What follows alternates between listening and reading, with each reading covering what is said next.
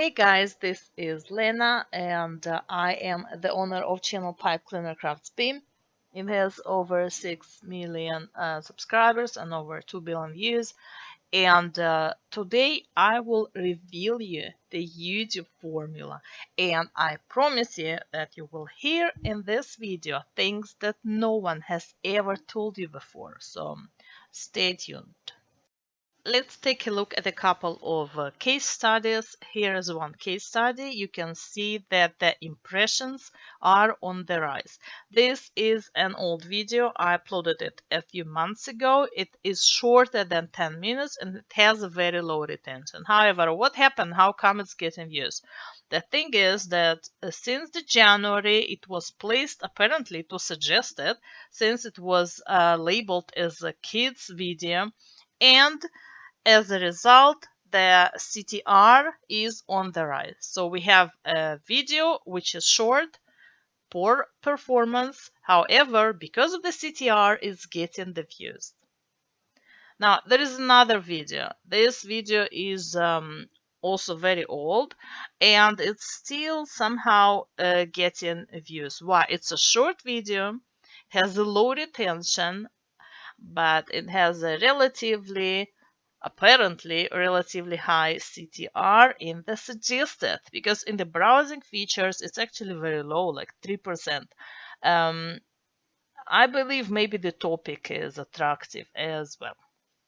Now, there is another video. It is a short video, guys. It has a very poor retention, yet somehow it's getting views. Why? And as you can guess, it's the same story. It's a kids video, and apparently it has a very high CTR. Now, we're talking about the CTR in the suggested because in the kids niche, the suggested sources, the traffic from the suggested is highly important. So we're looking at the CTR about 20, and it's very low in the browsing, 4%. Finally, let's take a look at this slightly different case.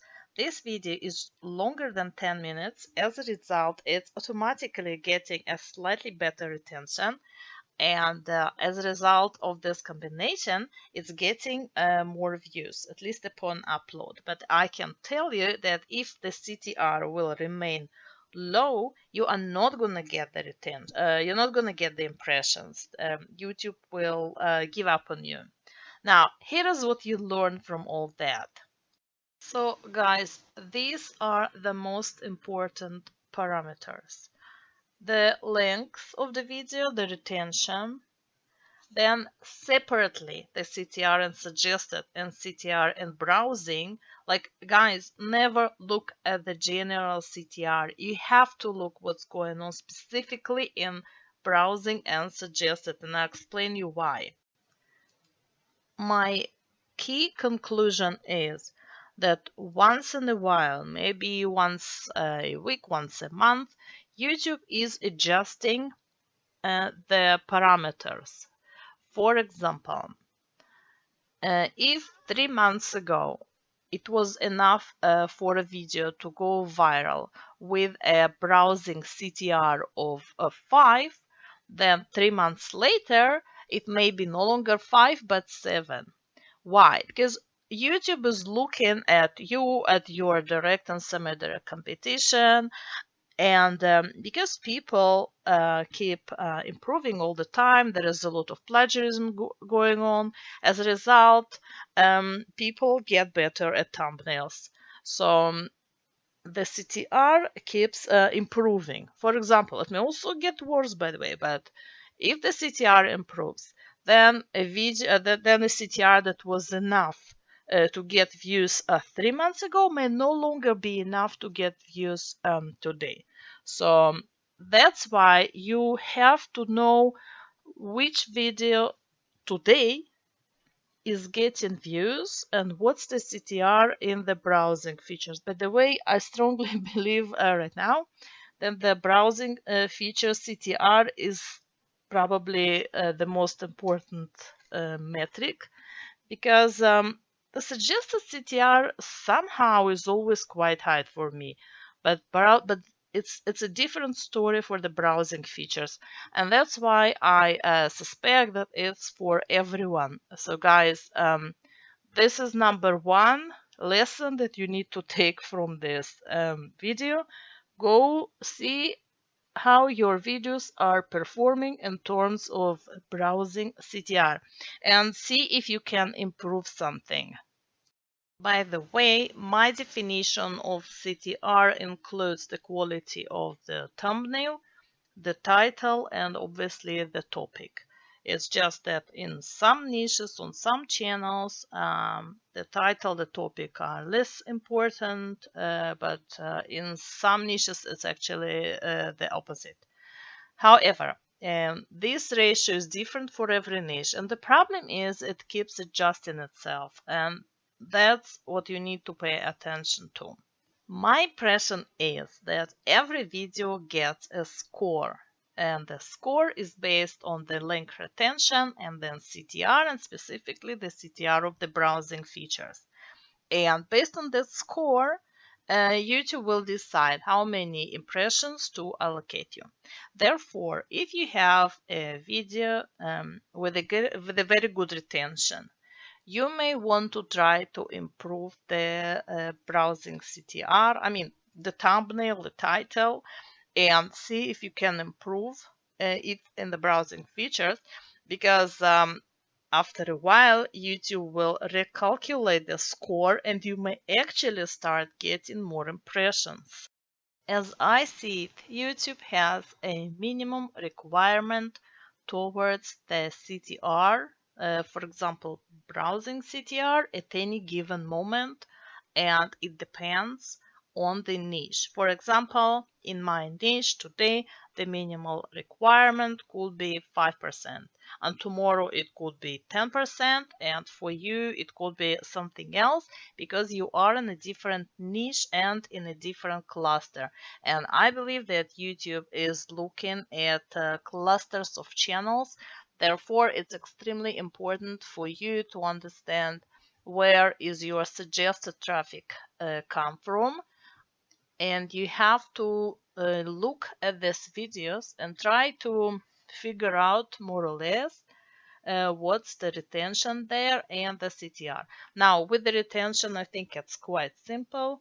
Just observe someone else watching these videos of your competition, or maybe you try to watch a couple of videos and just notice the time. For example, I've done this experiment. I observed kids watching my competitors' videos and actually choosing thumbnails, and also myself. I look at my competition videos and I'm trying to understand how long will it take until I quit, and this is how you can more or less know the retention.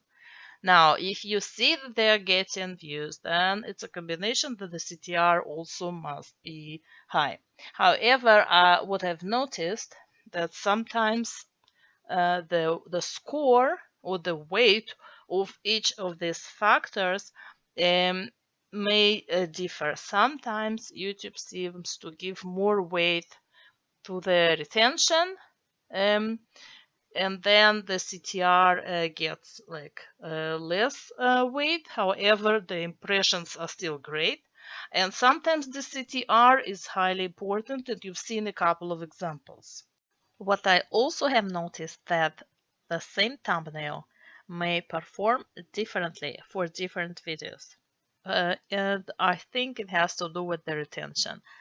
If the video does not reach that minimum requirement that YouTube seems to have, then the thumbnail is not gonna save the poor performing video. At the same time, I saw videos with apparently better than usual retention, and for those videos, the same thumbnail may do good.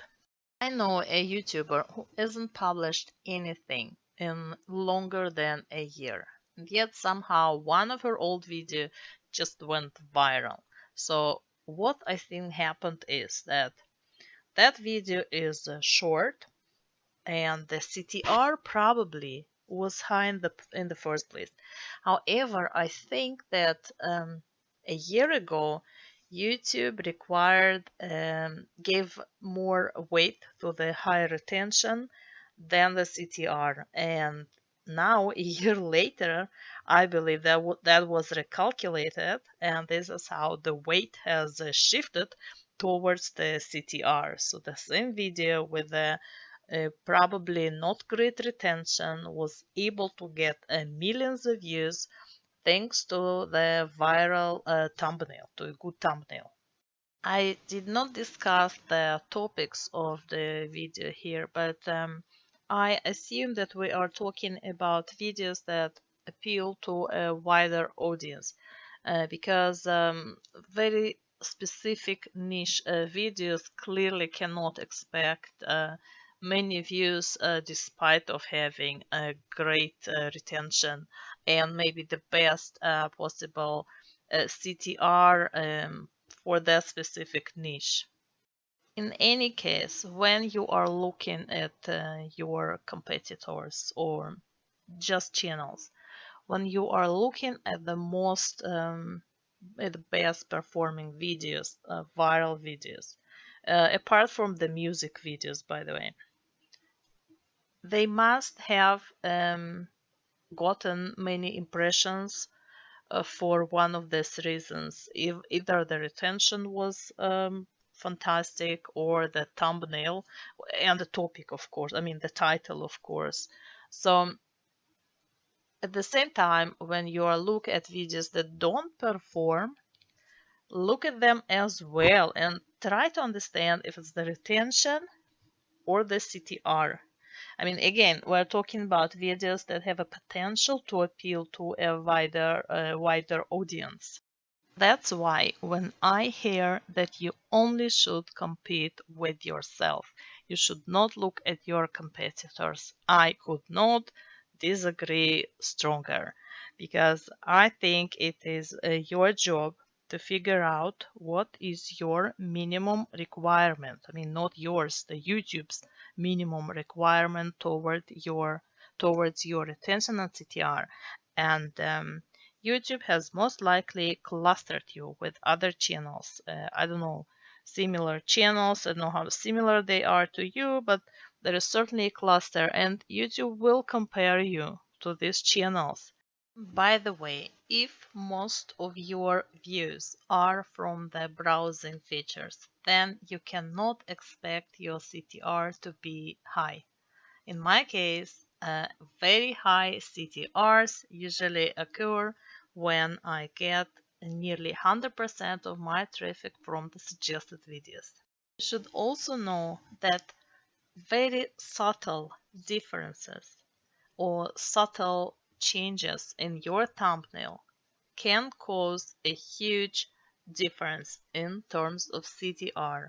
For example, the same if the contrast, for example, if the contrast, you improve the contrast slightly, you can get a few percentages up. And that's why I spend on my thumbnails more time than I spend on my videos. Unfortunately, because I'm not a graphic artist, my graphic skills are not that great, and that's why it takes me longer to work on a thumbnail than on a video. Disclaimer, guys, everything you here on my channel is my own speculation. It means you should take it with a grain of salt and you should be critical. You should read it, I mean, listen to it with a critical eye and see if you can apply it to your own channel, or maybe you can't because you are in a different niche.